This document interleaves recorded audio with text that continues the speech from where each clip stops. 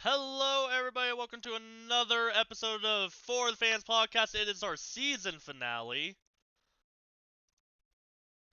That's my clapping. I don't know if you have a clapping thing on your soundboard, but that was my clapping. Oh, hold on. I have a golf clap.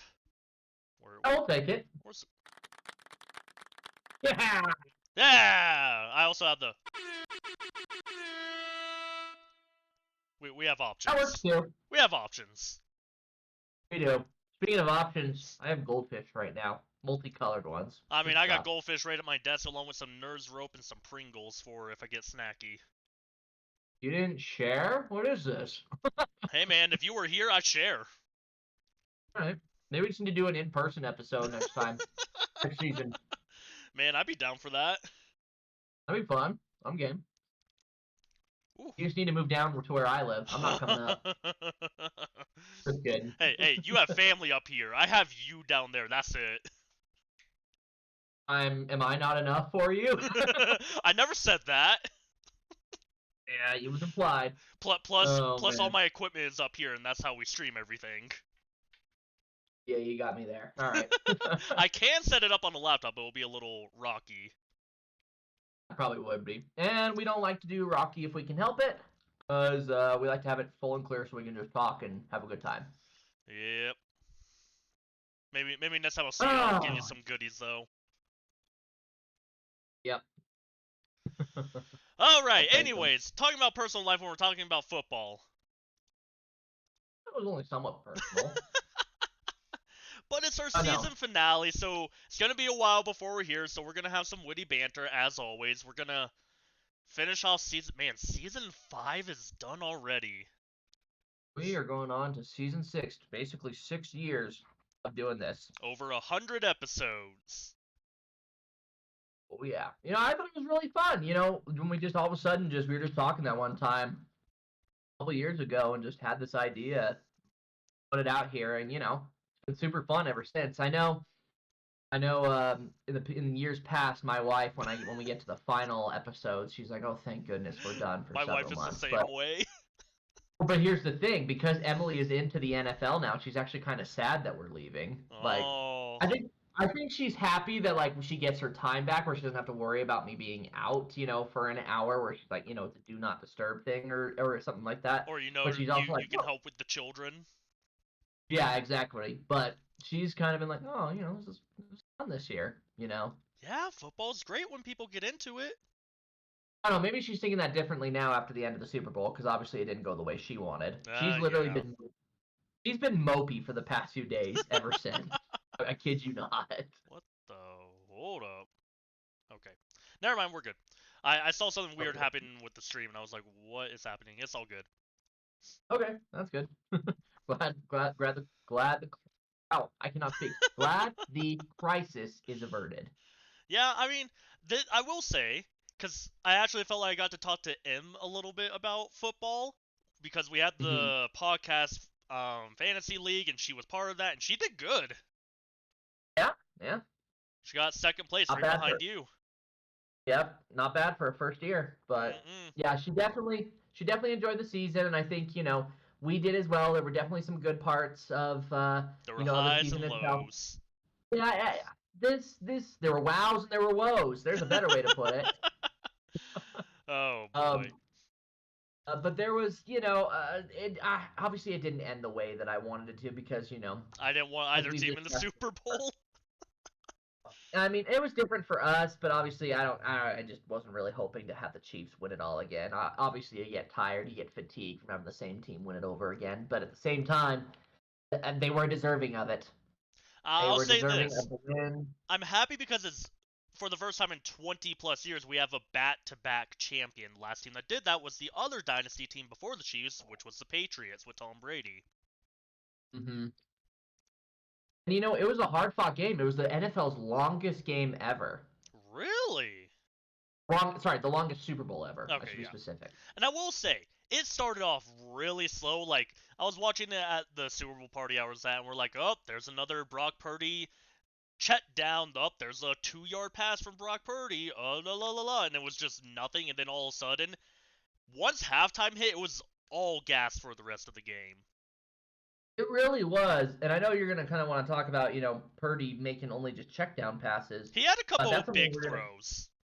Yeah, but we're gonna talk about a little bit here Hmm. tonight as far as why there were so many check down passes. But one thing that does concern me.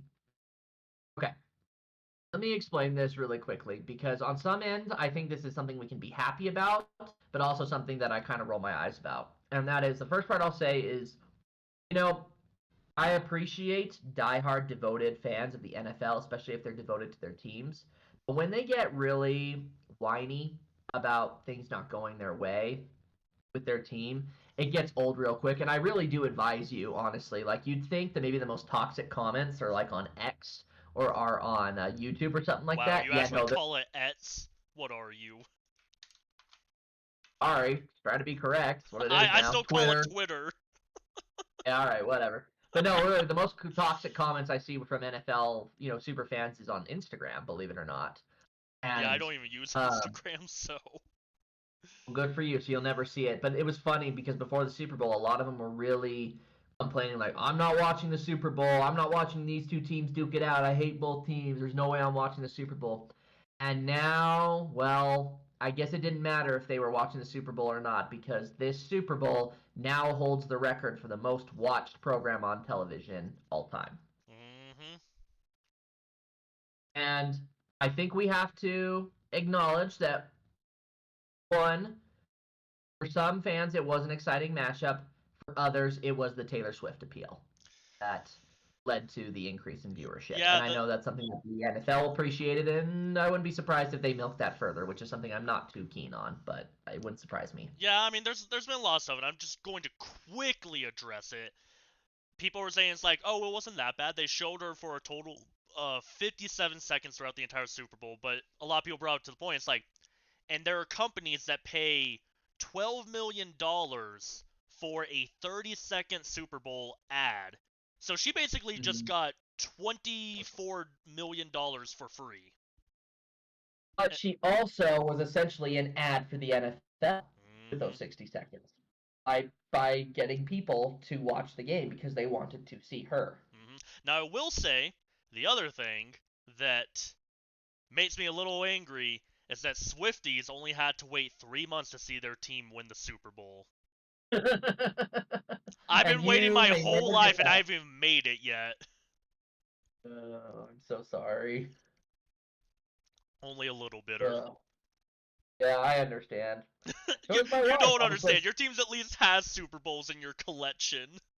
Yes, yes, and two, we're 1-1 in the Super Bowl, and the one that we did win, I wasn't even born for yet. It was 10 years away from my birth. You can go to Hey, your stadium and see the pictures. I don't even have an appearance yet. yeah, yeah, yeah. Well, if it makes you feel any better, my wife was hoping to get the feeling that a lot of Swifties are right now, thinking her first ever team would win a Super Bowl in her first year. Yeah, that didn't happen.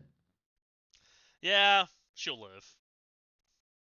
Yeah, She she doesn't will. she doesn't have the downtrodden experience that you and me have right now. It's true. We are suffering fan bases. At least mine's someone on the repair. Man, I gotta say this real Yes, quick. it's I'm true. so tired of seeing NFL mock drafts and every single person's like, the Bears are gonna trade away Fields and grab Caleb Williams. I'm like, please no, please anything Yeah, but my that. I had my cousin ask me about that on Sunday at our Super Bowl party. He was like, "So, I haven't talked to you about it in a while, but how do you feel about the Bears potentially grabbing Caleb Williams?" And I basically told him, I said my response was screaming, crying, throwing up, all the above. I Like, don't think Caleb Williams is gonna be good. I've been saying it for so long. A lot of people are like, oh, he's the best player in this draft. I'm like, no, the best player in this draft is Marvin Harrison Jr. mhm, Caleb Williams like number 8 or 9 of the best players yeah, in this draft for at least offense. yeah. Heck, Oh yeah. heck, even a center is projected. I think should be higher than him, and I kind of want my team to grab that center. Hey, there you go.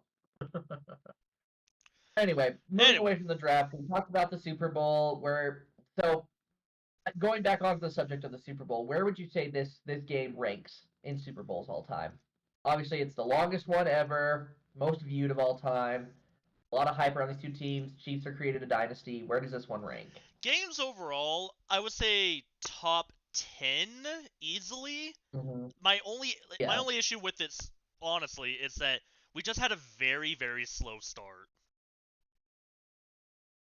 I'll admit, it did have me worried that we were going to be looking at like a repeat of Super Bowl 53 Yeah, and between that's the why Rams and the I'm like, Patriots. oh, please don't be like 53. I'm like, I like that the defense is actually like making big plays and causing fumbles, but I'm like, there's just no action on the offense right now. The offense is just both sides. The offense looked Stagnant. horrible. Yeah, that's true. I definitely would agree that it's probably in top 10. I still stand by my opinion that the greatest Super Bowl of all time was Super Bowl 49. Um, but I recognize that this one is a good one.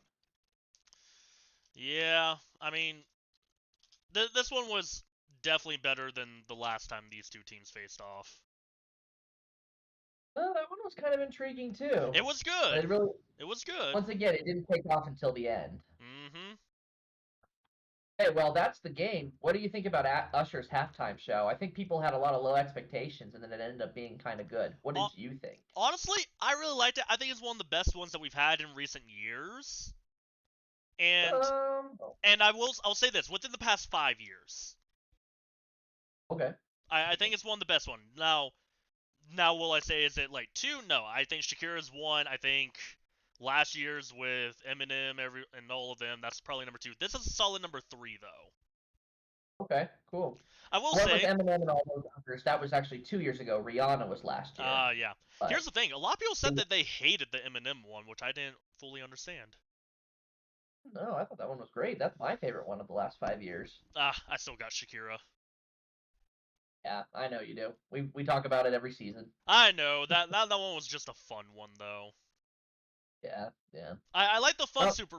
I like the fun halftime shows, and I felt like Usher did that. He wasn't focused on necessarily hitting every single note perfectly. He was focusing on making it fun, flashy, and entertaining for everybody watching, and he also unintentionally, I think, made a reference to the movie Dodgeball, which I love that movie. his his guest artists, I was quite a fan of too. I really Ludacris. enjoyed. I didn't realize the girl playing the guitar that came out, Was that was her. her. Yeah. Yeah, and she sang the national anthem at a 49ers game like 11 years before or something like that. And plus you had Alicia Keys, you had Lil Jon there. It was cool. It was very good. Also, props to Usher for those quick costume changes. Right? I thought that was more something we were gonna see. Like that was the level that we saw with like Shakira and J Hmm. Lo a And couple years the biggest ago. comment I saw was like, how the heck did Usher get skates on that fast? I don't I was know. like, you know what? This man has a point. Can't argue that. I'm very confused on how he got roller skates on that fast. Yeah, it was something. I think he made it fun for everybody, which is what makes me happy overall from it. Yeah, yeah, I think it was a good one. Um, how much of a factor do you think the refs were in deciding this game? Because truth be told, I don't think this one was that bad compared to No, other and ones. that's what I saw is that a lot of people are in agreement that the refs did a really good job. Now, there were definitely some questionable plays, and I saw some 49ers fans chirping at the end that there was a holding on an offensive lineman from the Chiefs that wasn't called. But I'm like, yeah, but here's the thing. There were a lot of holding calls that were not called, and I think what I enjoyed about this game is that for the most part, the refs let them play. Yes, I agree. Like, I don't think we saw a single pass interference call the whole game. If there was one, I think it was maybe one, but I don't think it was a pass interference. I think it was a holding on a receiver. Like it was an offensive holding on a defensive player. Maybe. I don't know if I remember that. I remember I think an it was like illegal third block. quarter.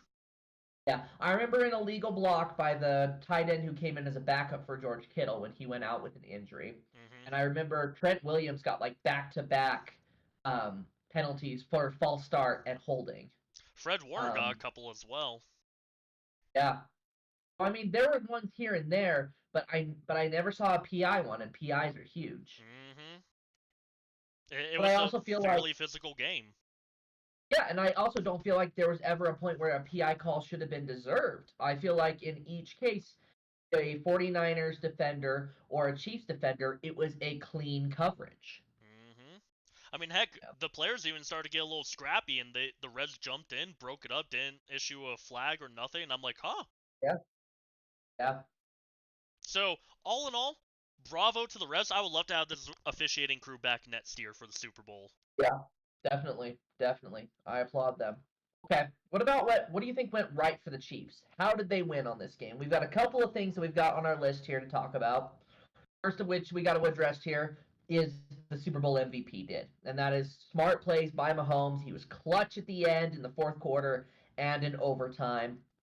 Some other things we got to talk about: strong offensive line. Mahomes was never taken down in the pressures. Defense played really well, tight coverage on receivers and everything, making it really difficult for the 49ers. And then it's got to be brought up here, the field goal records. I mean, Jake Moody held the record for less than a game, and then Harrison Butker now has the field goal record in the Super Bowl. And I Who went think right the for the Chiefs? I think the other thing that isn't on our list, but just the other thing that was popping up to me was they made a very good adjustment going into the second half. Yes. Yeah. I think that's going under over. I think that's getting overlooked by. Yes, Mahomes was doing great and definitely put his pedal to the metal and everything on the gas in the second half. Defense, Yeah. that defense did a lot of work throughout the whole game. Even Andy Reid said it, but I'm not going to quote it because it may be flagged as inappropriate. But let's say this: if you could give an award to an entire unit for Super Bowl MVP, you'd actually give it to the defense more so than Mahomes, in yeah, my that opinion. that defense played pretty lights out in a very against a very good offense in the 49ers. Oh yeah, and it's one of those things of you got to give credit to the coaching in that regard, and a lot of people have really come out of the woodwork to talk about it now, saying, you know what? I think we have to admit that as of right now, Andy Reid is definitely the best coach currently in the NFL, and there's a lot of talk about right now that he may be the greatest ever. Surpassing And Belichick.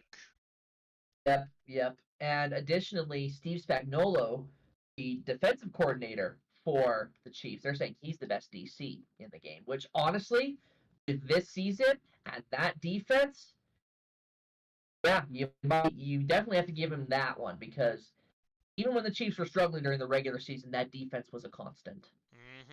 I gotta give credit to the defense, and cheat. That's why I think comes down to when we talk about like the defense played well. One of the things that I talked about before going into the Super Bowl was that the Chiefs needed to stop the 49ers short plays because that's where the 49ers like to thrive is short passes. They don't like to air the ball out a whole ton. They like to keep things close to their line, have little dink and dunk passes, hand it to McCaffrey. McCaffrey can power through that line and power through everybody. The Chiefs defense made sure that if they did get those little dink and dunks or McCaffrey was starting to get the ball, they were right on top of it when it was happening. I would agree with that, but I also would like to point out, and we'll talk about more of this when it comes to the 49ers. We might as well segue into that. But when we talk about what things went wrong for the 49ers and why they lost, there are a couple of things that we need to talk There's a about that lot. we can point to here. Let's talk about the ones that are probably the least likely to be named that still come up. Christian McCaffrey fumbled in the opening drive. Yes, that if he hadn't fumbled, that probably could have turned into a touchdown. But we also can't point the finger of blame at that entirely because the defense still stepped up on the other side and made sure that the Chiefs did not get points Yeah. off of that fumble. And as Patrick I Starr would also, said, you have to firmly grasp it. yeah, I Man, saw that. I saw so many people were like, man, Nickelodeon just has the No, no shame. They're savage. they're like Nickelodeon Savage. They're like, man, playing on the regular broadcast channels with all the other regular people, they're pretty nice to all the players. You hop on Nickelodeon, they're insulting players every second of the way. Yep. Oh man, it was great. Um, for sure. Another one they talked about was the blocked extra point. And yeah, obviously that was That was important a because deciding factor, I think. yeah, it was important because obviously had that point gone in, then yeah, the Chiefs would have had to go down the line and get a touchdown rather than a field goal and force overtime. I think that's definitely something to keep in mind. You bet. I think the bigger thing from that as well is that it was also a morale killer for the 49ers. Yes, and another thing too, who's to say that the Chiefs, said, oh, okay, if we want to win this game, we have to go down the field and score a touchdown to end regulation. Who's to say that they wouldn't do that if they knew that's what they had to do? Mm-hmm. Yeah. So I would point to three things being the biggest issues for the 49ers. You can give it the bronze, the silver, and the gold. Bronze was that special teams fumble. Yeah, That that was brutal.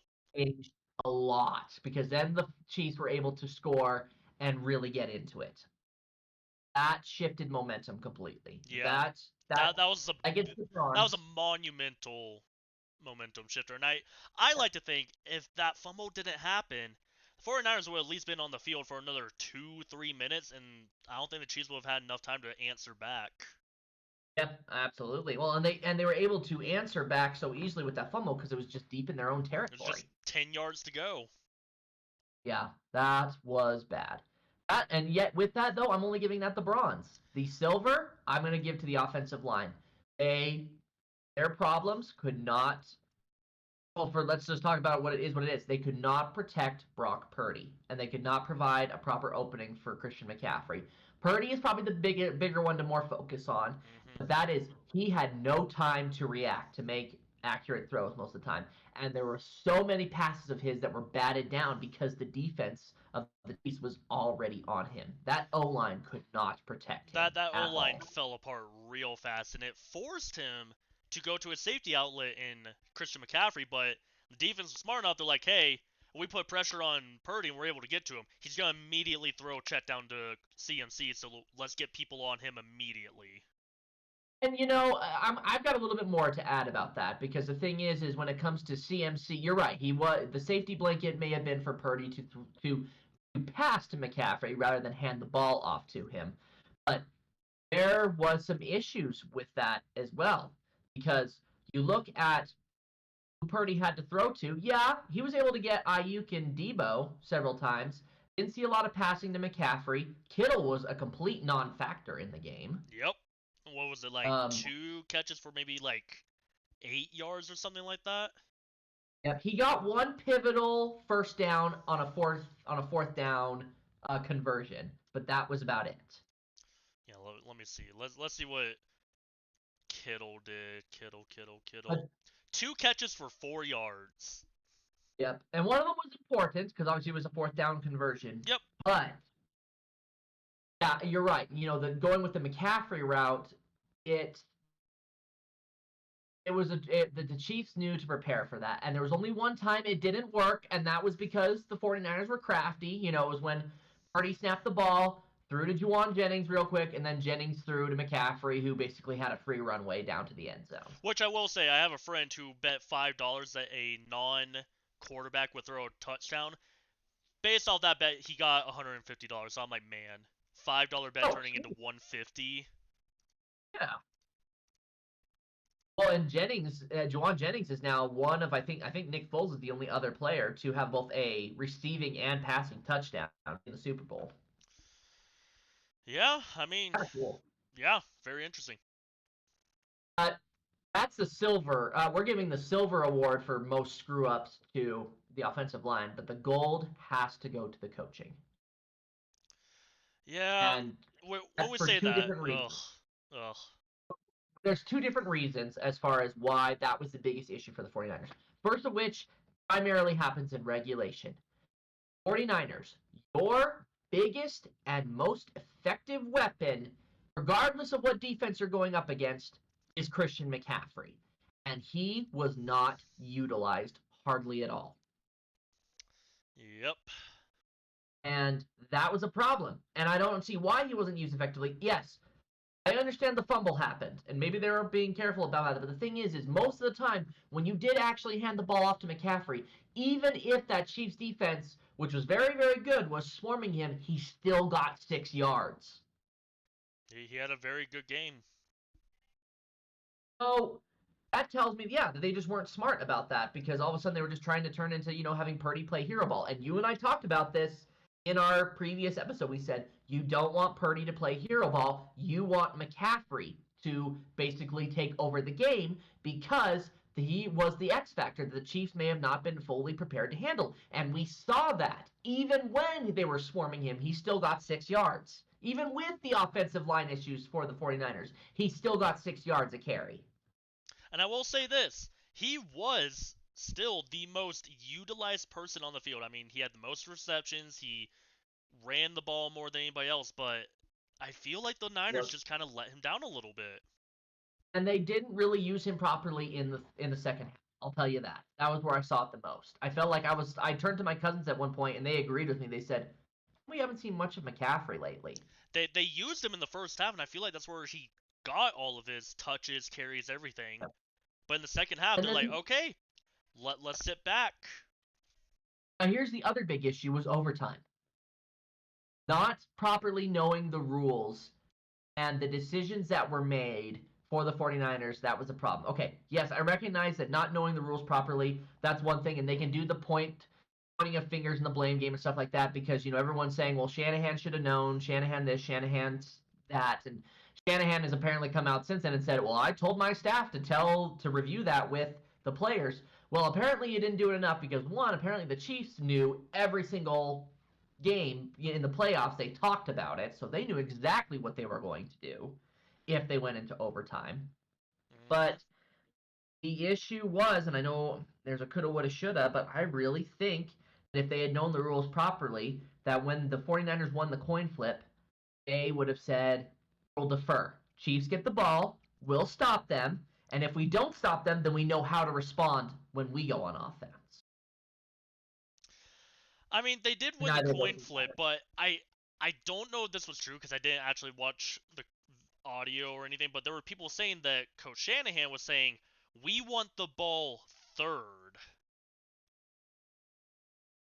Okay. Which confused me because I'm like, okay, well, you guys would have gotten the ball third. He's like, yeah, we would have done things differently if we got the ball third, but I'm like, you started with the ball, you opted to kick the field goal, which all the Chiefs needed to do at that point was score a touchdown. The Chiefs had nothing to lose. They're just going to go all in on everything at this point. Yeah. So it would have been wiser, I feel like, to defer. Yeah, since they won the coin toss and said, okay, Chiefs, you start out with the ball. We'll do what we can to stop Patrick Mahomes. And if we don't, which would have been likely, then we know, okay, cool. Do we have to, do we stop him and all we have to do is kick a field goal? Or do they only kick a field goal and then we have a chance to either tie it or to score a touchdown and win? Or do we have to score a touchdown and maybe go for two to give ourselves a chance? But we never got to that point. Yeah, because the Chiefs, they were stopped on third down and they went for it on fourth and got it. And the other thing they had said, if we got the ball first, we plan on going down, scoring a touchdown, and going for two to win the game. Yep. Well, but you remember, too, the rules with overtime is it doesn't matter. It doesn't matter who gets the ball first. It doesn't matter how they score. If they get a touchdown or a field goal, the other team gets to respond in the playoff overtime rules. Yep, but they were also saying that in the case that 49ers got the ball first and scored a touchdown and kicked a field goal, they're like, we're going to go for two no matter what. Yes, I recognize that, because the only way that if you were the first team on, the first line of possession, the first round of possession in overtime, the only way that the game ends is on a safety. Mm-hmm. But the thing was we never got to see that with the 49ers because they started with the ball. It looked like they were rolling to score a touchdown, and then the drive stalled. Yeah. It just fell apart because once again, Purdy could not get the proper protection. And it became fourth down. They brought Moody out to kick the field goal. But then the Chiefs at that point knew, okay, cool, all we need to do is score a touchdown, and we've got Patrick Mahomes. Done deal. Who has done it before in, 14, 15 seconds? Yeah, exactly. That's why I was saying that to the people that I was having my, my Super Bowl party with. I said, that's it. I said, that's it. I mean, they're going to get the ball, and the Chiefs will win it. Yeah, I mean, good on the Chiefs. I also like how Travis Kelce on the final play of that drive just immediately knew there was a touchdown before looking back to see if his teammate got into the end zone. He just knew it. Well, and then what was really funny about that is Mecole Hardman, the guy who caught the touchdown, didn't even realize they won the Super Bowl. Yeah, I mean, which props to him because you rather have a player that is ready to go back on the field and do what's needed than a player that's celebrating too early and thinks that they won. Yeah. Because a lot of people brought up, it's like, oh, if the 49ers didn't know the overtime rules, how funny would it be if they scored a touchdown in that opening drive in overtime and the players stormed the field celebrating and cheering like they won the Super Bowl when the Chiefs now get a shot? That would have been pretty funny. Would have been funny. Not to mention, if they had stormed the field like that, they would have gotten flagged for unsportsmanlike conduct and helped the Yep. Chiefs out even further. Would have been very bad for them. Yeah. Well, but talk about also the fact that the 49ers, there was some bad luck in there too. I mean, did you see the Dre Greenlaw injury? Yeah, that. Oh. Wow. At first, we laughed about it because we're like, oh, a player. Like, we literally thought that he just, like, was going to be out for a play or two. We're like, oh, he just lightly injured himself, like, running onto the field. That's kind of fine. Then we're like, oh, no, he tore his, what was it, ACL, Achilles, one of the two? Achilles. It was just Achilles. And see, the funny thing was, is it was different. I was watching the game downstairs with my cousins, and most of us are, adults and everything like that. We're all watching the game so much. We all have a familiarity as far as like, how do I explain this? All of us have watched enough games to understand potentially when an injury looks serious because some of us have played sports before. And so we saw the replay of that injury, and some of us literally said, "That's his ankle," and we were like, and some of us were like, "That's going to be an Achilles injury. He's done." See, I Even will before say, they officially said he was out, we said he's done. That is an Achilles injury. Like literally, it was almost like the Aaron Rodgers flashbacks. yeah. See, I will say, no one at my party even noticed it except for my wife, who just saw a player trip and fall and was laughing because she's like, ha, a player tripped and fell running onto the field. And then we just saw, like, what the heck just happened? Then we saw on ESPN, oh, Greenlaw injured, out for the rest of the game with Achilles injury. And we're just like, what happened? He just kept jumping, and then he just stepped on it wrong, and boom. Yeah, we're just like, wow, that is the worst way to go out in the Super Bowl. Tell me about it. That was even worse than when OBJ tore his ACL 2 years ago Man. in the Super Bowl. Ugh. By the way, hope for the quick recovery on that. Yes, definitely. And that's our coverage for the Super Bowl. Some of the things that we obviously wanted to talk about. We need to move forward here with what we're talking about. Essentially moving into the offseason a little bit. We do want to recap a little bit of NFL awards because obviously that's something we talk about here on the podcast. Shane, we're really just going to be talking about each of the winners and basically say to ourselves, was that the right pick made? Oh yeah, I already have one that I am not happy with one of the picks for. I know what you're going to say. So let's get into it. So, Comeback Player of the Year award goes to Joe Flacco. Agree? Disagree? I'm in neutral ground for this one. Really? I say yes because he came back from doing nothing and did well and put his team in positions to win. The reason why I know is because the popular one that a lot of people thought was a guaranteed was the Damar Hamlin because he nearly died and all this other stuff. But if you look at Damar Hamlin's impact on the Bills team this season, he didn't really do that much to bolster his chances and be like, hey, I came back from something scary and I'm doing well. Yep.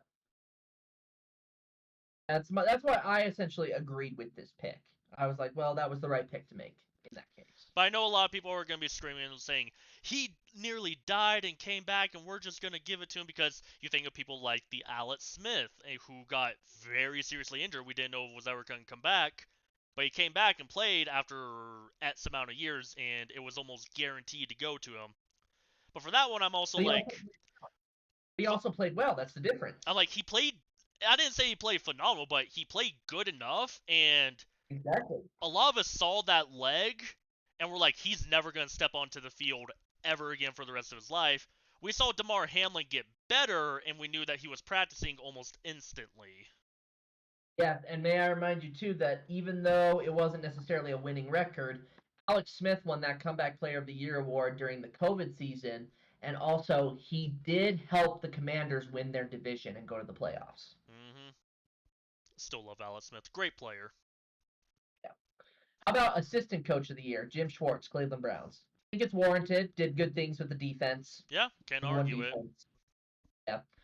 Coach of the year, Kevin Stefanski, Cleveland Browns. Agree or disagree? Disagree.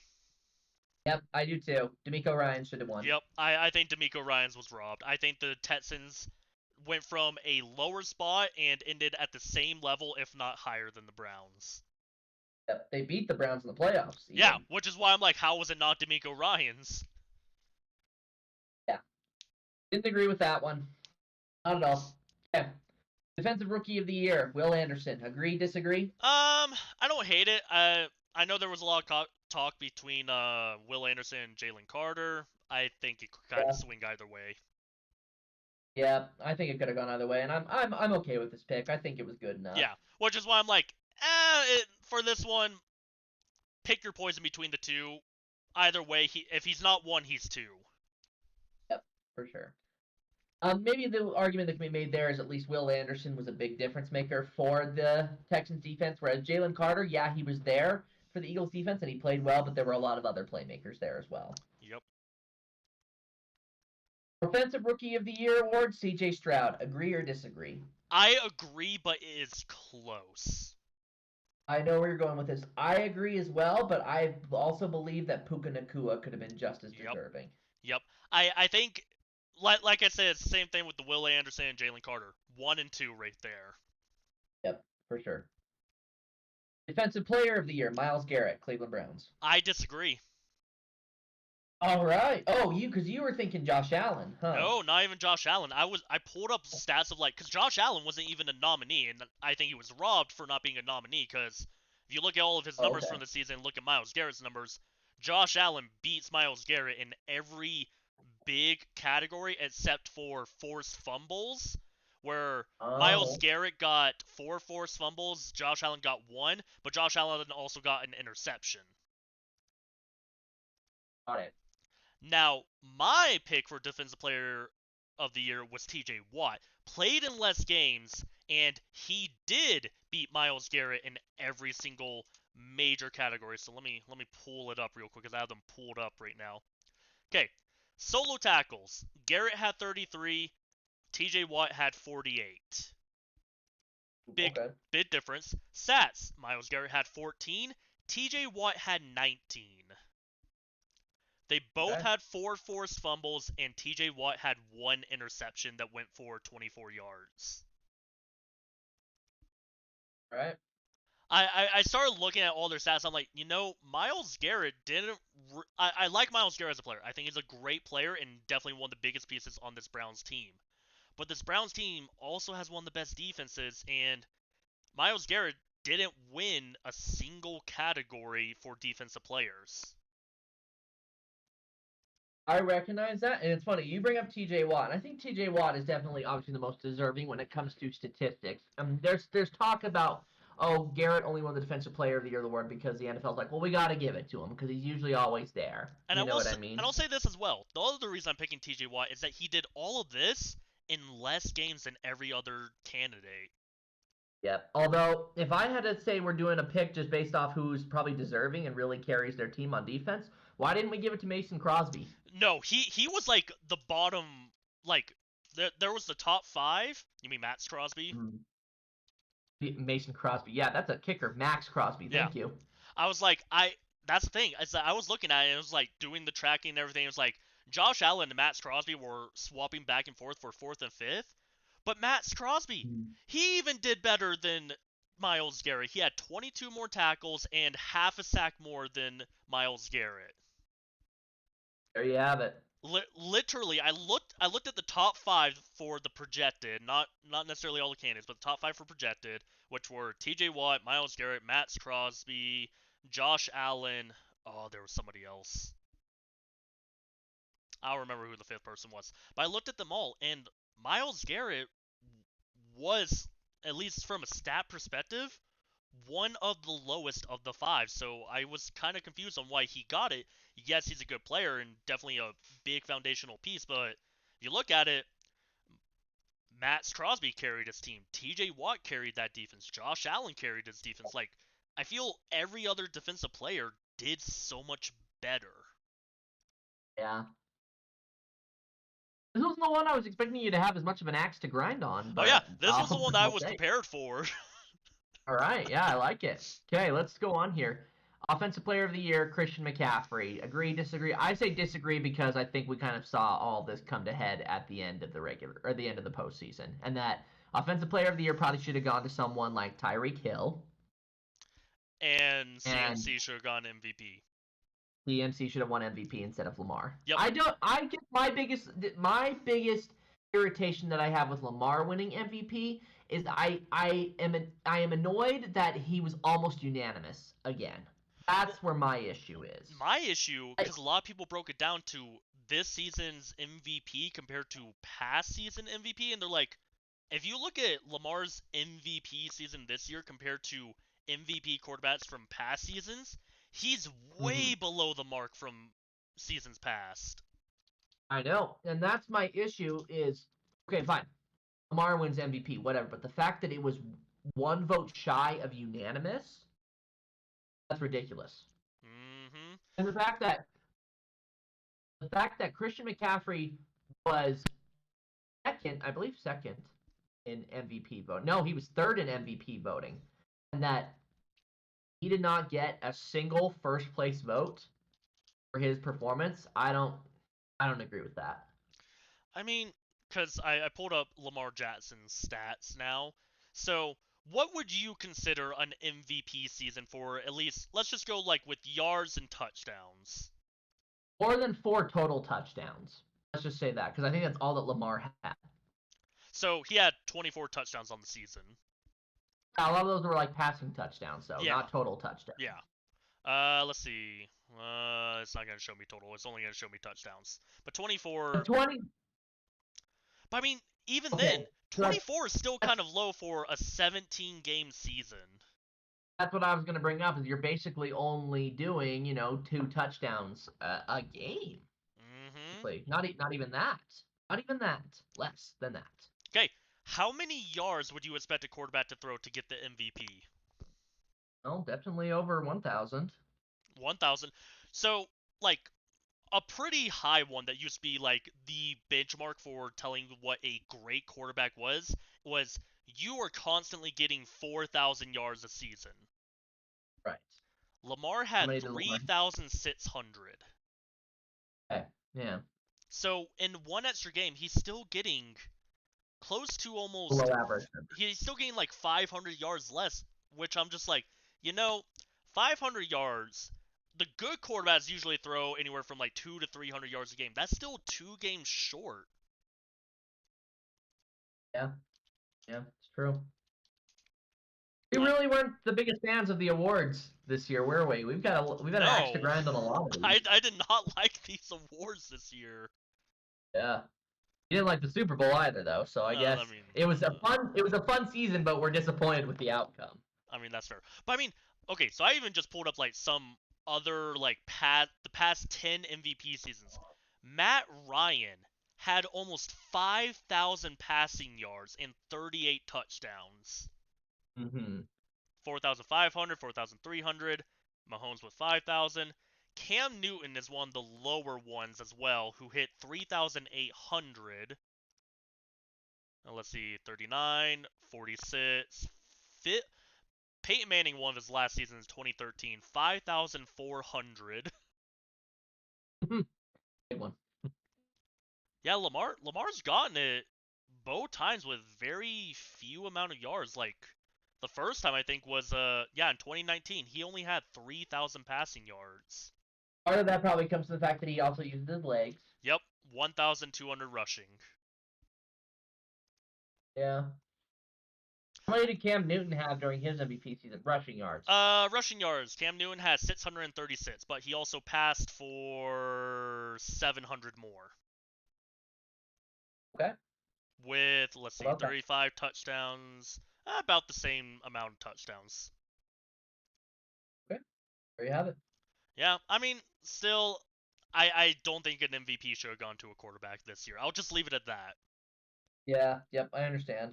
Especially when there were other potential players on the book that had just as good of numbers, like McCaffrey. I think McCaffrey should have gone in, and Tyreek Hill should have gone Offensive Player of the Year. No quarterback should have won an award this year, other than Rookie of the Year. CJ Stroud.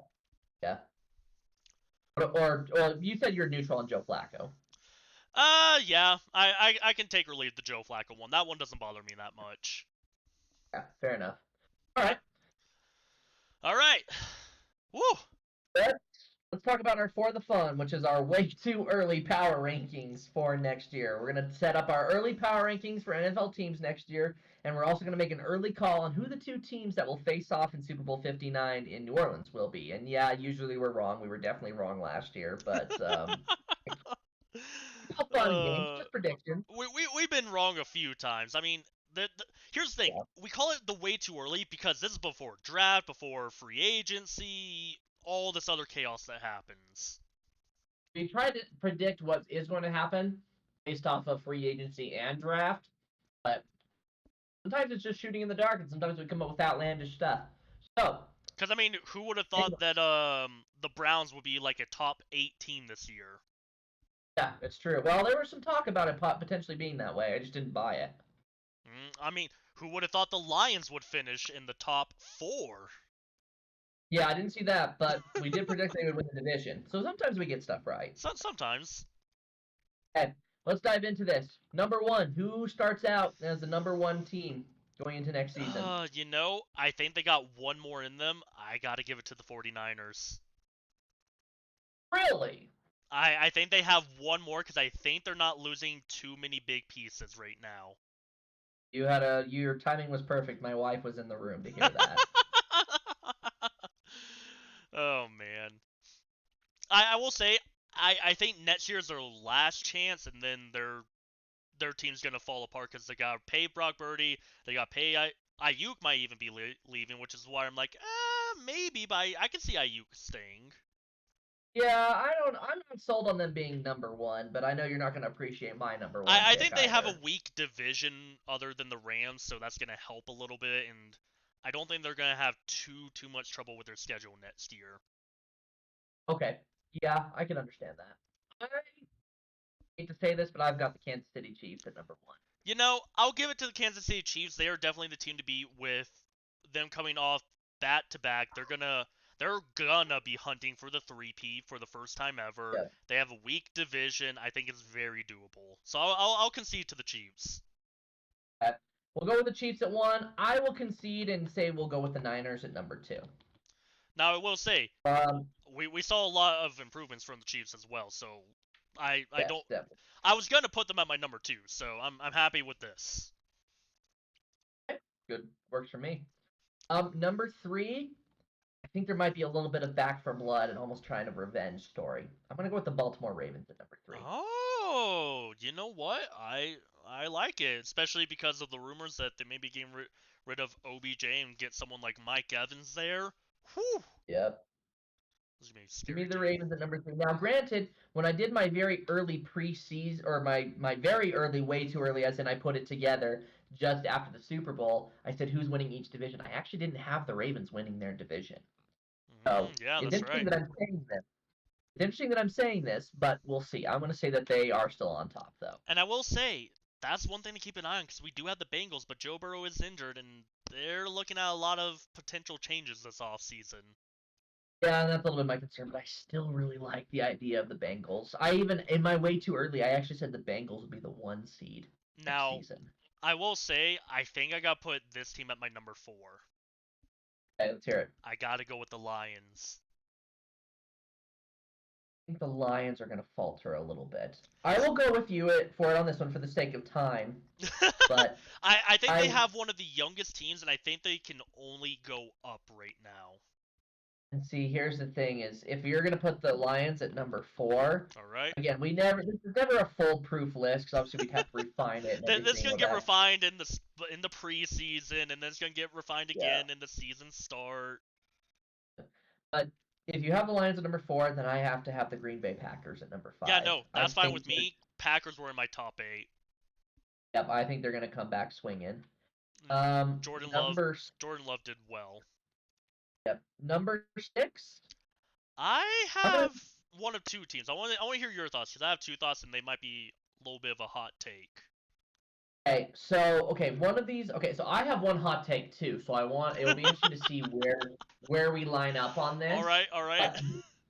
This one is not my hot take. My number 6 pick is actually the Philadelphia Eagles. And the reason for that is because I feel like they are going to have a chance to just get better and hopefully not implode the way that they did. And we've always talked about NFC East division winner is never back to back. And that the same thing happened this year. We were thinking that the Eagles would be back to back champion winners or division title winners, and they weren't. See, And I don't think the Cowboys are going to win it. So I my think it'll be the only Eagles. issue with the Eagles is that I feel like they're losing their offensive line that has just been so good. But they probably have the money to sign new ones that are good. Yeah, but I mean, it's gonna be hard to replace a guy like Jason Kelsey. Yeah, experience wise, yes. All right, I will say I think if the Eagles hit the top center of this draft in Jackson Powers Johnson, which I'm hoping my team takes him, Uh-huh. I think the Eagles will be fine. Okay, cool. All right, You got let's hear number your 7. hot take. I can't put them at number 7 yet, though, is the thing. I'm like, it I may be can't- better than mine. Here's the thing. I feel like they're going to be a dark horse team that just takes off in the playoffs. So I can't put them in the top 10. But like when I say this is a hot take, I'm saying they potentially might even make the Super Bowl next year. Yeah, I have one of those as well. Okay, all right, so we'll see. So, but that's not going to be. They're not in my top 10 right now. So for number Oh. 7, for number, that's what I mean when I say dark horse. For my number 7, I'm going to go with the Houston Texans. Okay, yep, I'll agree with that. Texans were one of mine as well, so. Are we ready for your dark take yet? Or are we going dark for your dark? I mean, take, this may not be like a mega hot take, but I think it's gonna be a little spicy. I'm gonna say the Rams. That's a good pick. I like it. I'll take that at number 8. And I feel bad because I know a lot of people are like asking, well, what about the Bills? What about the Dolphins and the Bengals? I'm like, I think the Rams are just doing good right now. Yeah, I will take the Buffalo Bills at number 9. All right. And you know what? I will also take the Miami Dolphins at number 10. Yeah. Okay. I'm with you so far. Now let's go to my hot take at number 11, who may sneak up into there, and I feel like will win their division, will be an unexpected winner of their division, will power through playoffs, and will make it to the Super Bowl. This is beyond wacky, Shane. Like when I tell you, you're gonna be like, "What's going on with your brain?" Please tell me it's the Indianapolis Colts. It is not. Oh, dang it. All right. I was like, that would be wacky. It is the Seattle Seahawks. Oh. Do you think they do it with Geno is my question. Geno might be more like a Brock Purdy, where he does Okay. the things that he needs to do to win. But look, hear me out. Where Kenneth Walker has an excellent season, he leads the league in rushing touchdowns. The receivers go off, whether it's Metcalf, Lockett, or Njigba, and Mike McDonald, as the new head coach, produces the Legion of Boom 2.0. I mean, I can't disagree with that. For me, the only thing the Seahawks are missing, they're missing a high value quarterback like a Patrick Mahomes, a CJ Stroud. But I didn't say that they were going to win the Super Bowl. I You just see said them that as they a would dark make the horse. Super Bowl. Yeah, and I said that they would make the Super Bowl with a guy like Geno who could win it. Well, the 49ers did it with Brock Purdy. He's essentially the same. All right. I want to hear your number 12 and see if I agree or disagree with this one because I got a hot take or two incoming. Oh, jeez. Hey, let me just preface this. They'll come down later, but I'm not sold on Aaron Rodgers in a return to the Jets. I don't think it's going to make a difference. Jets are in my bottom 10, honestly. At number 12, I got the Los Angeles Chargers. Yeah, way too high for me. They're losing. Why for you, even with Harbaugh? They're losing. They're probably gonna lose Eckler, and they're not gonna have a running game anymore. They're losing either Keenan Allen or Mike Williams. Most likely Mike Williams. I feel like they're losing too many players to put them this high. Oh, yeah, I'll get on board with that. We'll hold off on them for a second because, yeah, Harbaugh's going to need to build him back anyway. Then number 12, give me the Dallas Cowboys. Okay, I'll take the Cowboys. Don't like it, but I'll take it. Oh, when do we ever like the Dallas Cowboys? Sorry, Hey, that was a little much. I mean, I got a couple more that might be a little hot, which we haven't put them up here yet, and I feel like it's criminal that we haven't. We got to put the Cincinnati Bengals right here. Yeah, it's true. Even with the uncertainty. And this is me saying I think they deserve higher, but we're going Yep. with it because they need to be on this list at some point. Number 14, though, I got the Minnesota Vikings. Oh, see, I don't know if I buy that one. I'll take it for the time being, but I don't know if I buy that I'm because I feel like, I'm saying it for the sole reason of Justin Jefferson has been very adamant about saying, I want to play with Cousins, bring back Cousins, or I may be leaving soon. he has said that, but guess what else he said? He's also said he wants them to break the bank with his new contract, which means they won't have money to pay anyone else. Yeah, I mean, here's the thing. I can see Cousins taking a friendly deal for maybe like a last hurrah because he's up there in age. I think he's got maybe Yep. 2 3 years left. I can see him taking a family or a friendly package to keep Justin Jefferson, give them another good shot for a year or two, and then ride off into the sunset. Uh-huh. Yeah, okay, I'll take it. Yeah, we'll go with him at number 14. I'm not sold on it, but like I said, for sake of time, and we'll iron it out later. Number 15, give me the Tampa Bay Buccaneers. Criminal. They got to be Criminal. on there, and they did play well, and they probably have the I best chance know. to win the AFC Baker South. did good. This weak division, yada yada yada. It's not a sexy Yep. pick, but I understand the logic. Number 16 because I Yep. think they're a top half team. Just had some bad luck this year. I gotta put the Jaguars there. I Trevor can take Lawrence that. had Trevor Lawrence was doing great, got injured, and once his injuries piled up, that's when the team went downhill. And I think he just needs to be able to recover. They bolster up that offensive line and give him one other wide receiver. I think they may be a good team.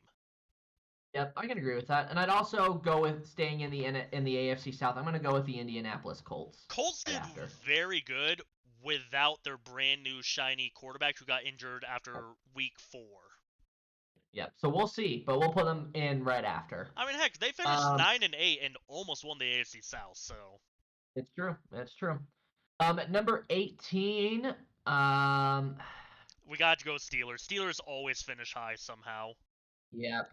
I'll take the Steelers. Oh, and we left the Cleveland Browns out, but I feel like they might have issues with Nick Chubb I think coming Nick back, Chubb's potentially being injuries, injured. and I think there's gonna Same be with thrown. Deshaun Watson. Yeah, I think they're gonna be thrown all over the place because Nick Chubb coming back, Watson coming back. There's gonna be all sorts of stuff. Yeah. Well, let me say this. I instead of the Cleveland Browns being at number 19, I'm going to have them at number 20. I'm at least put the New York Jets at number 19 because Rodgers will get them some wins, but it won't be enough. No, I don't have any faith in the Jets.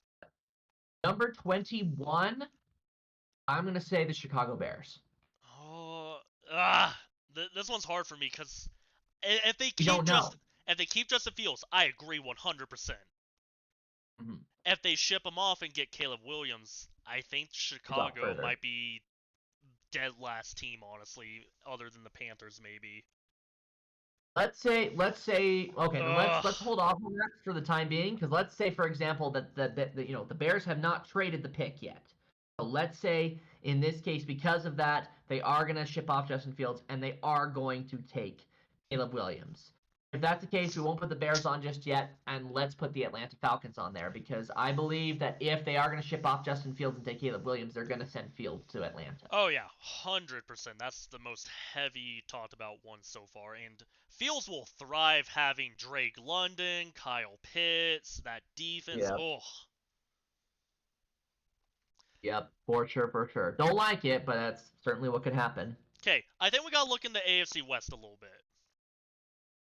Yeah, I think you have to go with okay This is with where the it's tough Chargers because situation. I'm like Chargers getting a new coach, which could benefit, but they're losing a few good players. Sean Payton kind of got the Broncos under control towards the end of the season, and Russell Wilson is going to be gone. So they may be picking up a free agent quarterback.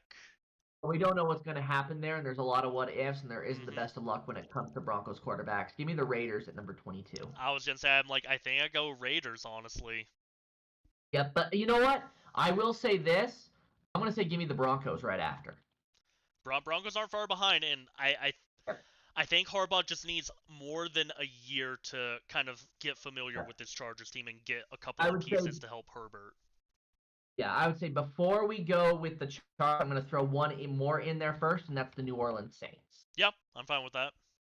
and then the Los Angeles Chargers right after that, which means right now we are at number 26. 4 teams. I think the next one, if they do go the Caleb Williams route, I actually am willing to advocate that this is where the Bears would fall at number Yep. 26. Yep. Number 27, I am going to take the Washington Commanders. I was gonna say Commanders. My biggest thought right now, because now we're getting to the teams that are picking the top 5, top 10 currently, and Yep. right now I'm like, who gets Marvin Harrison Jr.? Yep. Because the craziest one I've seen is like, oh, Marvin Harrison Jr. falls to the Cardinals at 4. I'm like, if Marvin Harrison Jr. goes past the Bears, the Commanders, and the Patriots, none of these teams are going to win for a long time. The problem is all 3 of those teams need a quarterback, not a wide receiver. Bears don't need a quarterback. I know, but that's what the thinking is. That's what the conversation is. I feel like that's smoke and mirrors. I feel like your GM is too smart to grab Caleb Williams. I would think so too, which means the Bears would fall up higher on the list. But for the time being, we're saying hypothetically they do grab Caleb Williams. And that means Kyler Murray gets Marvin Harrison Jr. and has arguably one of the best wide receiver prospects to come out in 15 plus years and will be better than Chase and Jefferson and Puka. Ugh. A lot of the rest of the Cardinals organization and the rest of its team is very dysfunctional. Hence, that's why I have the Cardinals at number 28. Yep, they need that wide receiver, and if they get Marvin Harrison Jr., whoo, that NFC West gonna get a little feisty. Yep. Okay. We are getting down here to just some of our final picks. I think I'm going to take the New York Giants at number 29.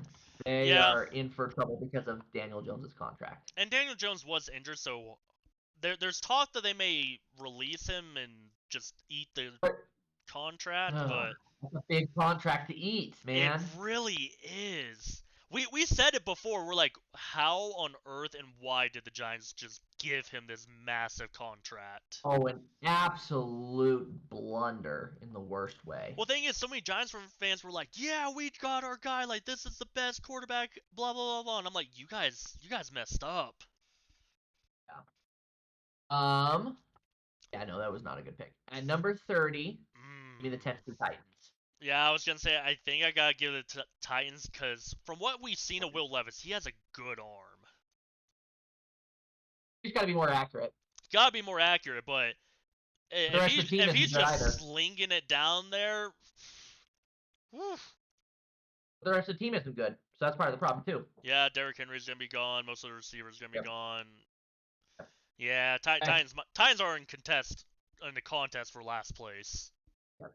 Number 31, I got the Carolina Panthers. Yeah. I think Bryce Young can make some improvement because that offensive line is horrible. And the number 1 pick, potentially, according to us, for next year, is going to go to the New England Patriots. Oh, man, how the dynasty has fallen. Uh-huh. I've seen so many jokes that people are just like, maybe the Patriots trade all the way back and just grab a ton of picks and do the old Bill Belichick, I refuse to take a quarterback in the first 3 rounds. I don't know. Let's wrap this up here. Yeah. Let's wrap this up here. What is your pick for Super Bowl 59? Who are the 2 teams? Oh, man. I've got my pick. You want me to go first? You go first. I'm torn between 2.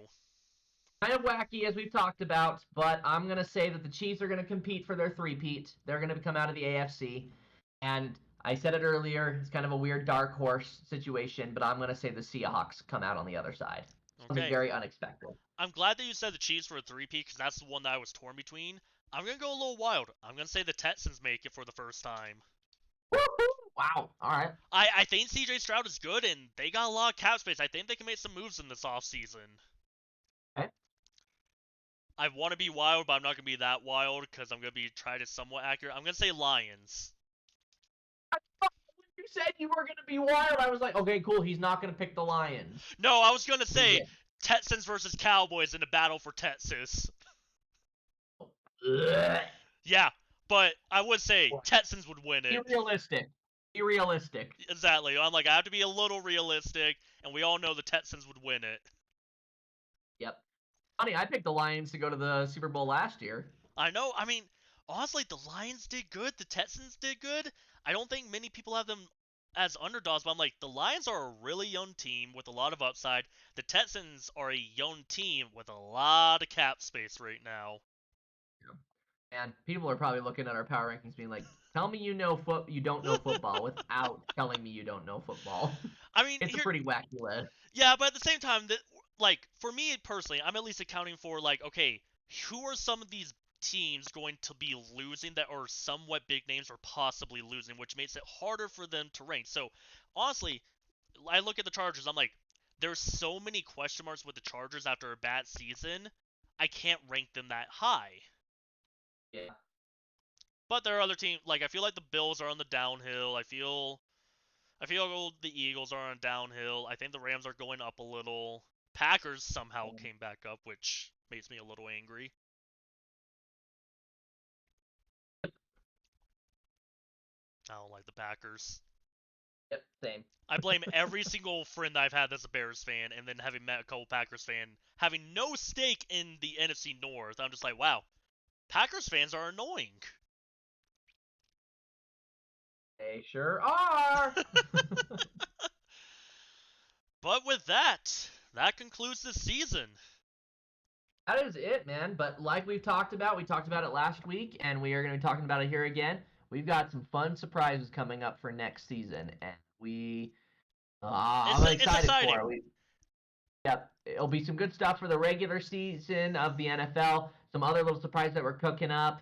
In the meantime, there's going to be some changes. There's going to be some revolutionary changes that we're going to go through next season. I'm all here for it. It's the revolution. Yep. But until that time, Shane, you and I are going to get to work on our mock draft. Heck yeah, man! I gotta go through so many. I've been looking at so many. I'm just going, oh, some.